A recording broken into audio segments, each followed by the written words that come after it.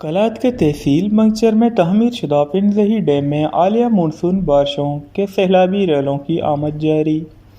Dam में wafer मिकदार में बारिश का पानी ज़खीरा। मंगचर समेत आसपास के इलाकों में वाटर लेवल ऊपर आने लगा। बारिश के पानी लोगों के घरों में दाखिल, ज़मींदारों की कड़ी फसलों को नुकसान। रास्ता बंद होने की वजह से तैयार फसलें और सेब मार्केट पहुंचाने में ज़मींदारों को परेशानी का सामना। तैयार सेब खराब होने लगे। सहाफ़ियों की टीम ने रिटायर्ड सेनेटर मीर खबीर जान मोहम्मद शई के फंड से मंगचर में तहमीर होने वाले पिंजई डैम के दौरे पर डैम का मुआयना किया। डैम में आलिया बारिशों से वाफर मिकदार में पानी जमा हुआ है।